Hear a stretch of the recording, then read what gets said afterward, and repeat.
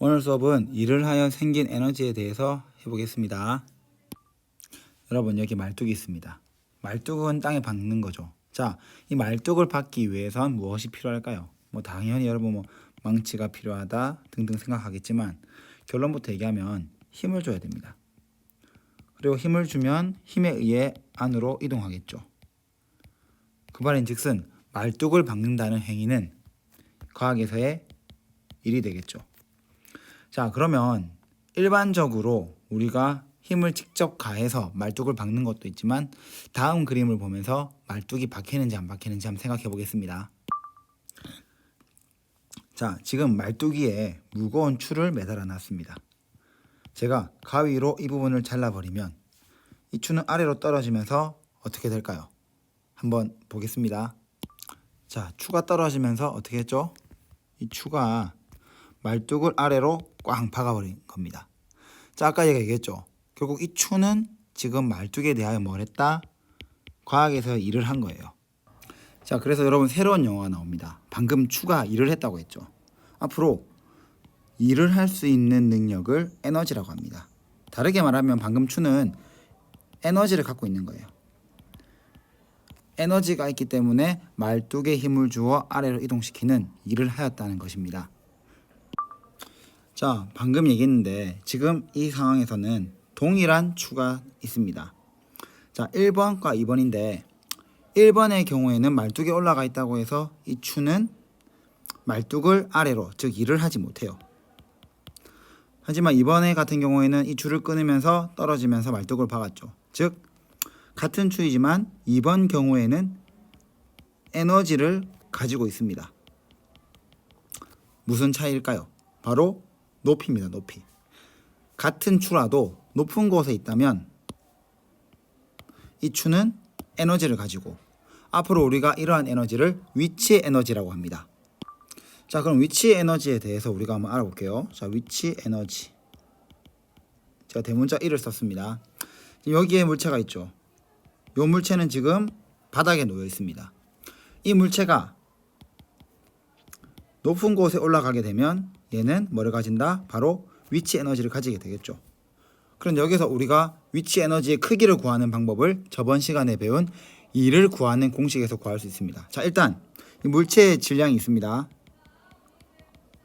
우리가 이 물체를 들어 올리기 위해선 얼만큼의 힘을 줘야 한다고 했죠? 바로 질량 곱하기 9.8입니다.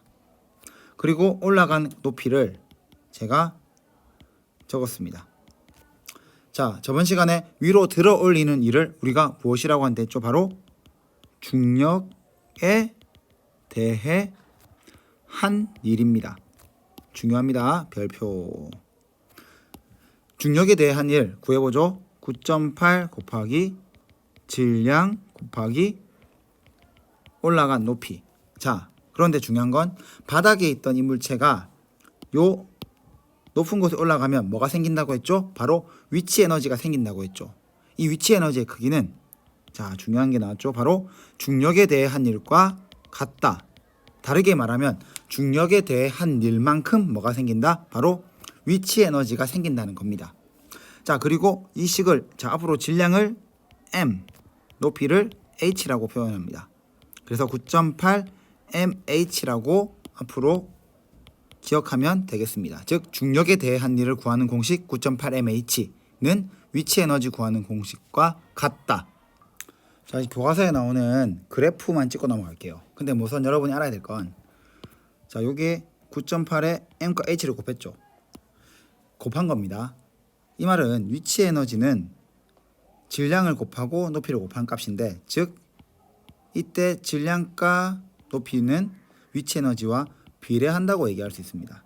자, 즉 세로축을 위치 에너지라고 하겠습니다. 둘 다 위치 에너지인데 가로축이 질량 m, 여긴 가로축이 높이 h입니다. 자, 이때 비례하는 그래프는 어떻게 나와지죠? 바로 이렇게 됩니다. 자, 여러분이 그래프를 어려워하는데 공식을 통해 그래프를 예상할 수 있어야 됩니다. 그냥 곱한 경우에는 비례한다는 것. 그래서 질량이 커질수록 높이가 높아질수록 위치 에너지가 커진다는 걸 기억하세요. 자, 이제 두 번째 에너지에 대해서 공부할 텐데 아까 나왔던 위치 에너지 말고도 일을 할 수 있는 에너지가 있습니다. 자, 여기 상자가 있죠. 이 상자에 일을 한다는 건 우리가 전에 얘기한 것처럼 힘을 주어서 이 친구를 이동시켜야 됩니다. 자, 여기에 공이 보이죠? 이 공이 어떻게 하면 이 상자를 밀어낼 수 있을까요? 여러분 다 압니다. 이 공을 던지면 돼요. 던져서 요 상자에 꽝 부딪히면 밀려나겠죠. 그럼 당연한 얘기 해볼게요. 공을 그냥 만약에 여기에 갖다 대기만 하면 상자는 움직일까요? 움직이지 않습니다. 즉 일을 하지 못해요. 그럼 어떤 경우에 이 공은 에너지를 가질까요? 바로 속력을 가져야 돼요. 속력이 뭐 경험으로 알겠지만 빠를수록 에너지는 커질 거고, 자, 또 공이 커질수록, 즉 이때는 질량이겠죠. 질량이 커질수록 에너지는 커집니다. 자, 우리가 이러한 에너지를 뭐라고 하냐면 바로 운동에 의한 에너지라고 해서 바로 운동 에너지라고 합니다. 즉 공의 속력이 빠르고 질량이 커질수록 이 공의 운동 에너지는 커지는데, 자, 이 공식을 증명하기가 어려워요. 그래서 그냥 외워야 됩니다. 운동 에너지 구하는 공식은 2분의 1 mv 제곱이 되겠습니다. 이건 꼭 외워야 됩니다. 자, 여기 공 있죠. 이 공은 공중에 가만 떠 있습니다. 아니면 제가 손으로 잡고 있다고 할게요. 이 멈춰 있는 공을, 자, 지금은 속력, 자, 아까 속력을 V란 말 안 했죠. 소문자 V인데 속력이 0인 경우인데 얘를 공중에서 놔버린다면 얘는 어떻게 될까요? 중력을 받아서 아래로 떨어지겠죠. 자, 우리가 배운 대로 하면 이 공이 떨어지는 동안 어떤 일이 벌어질까요? 어떤 일이 일어나죠? 바로 기억나죠? 떨어지는 경우의 일은 중력이 한 일이에요.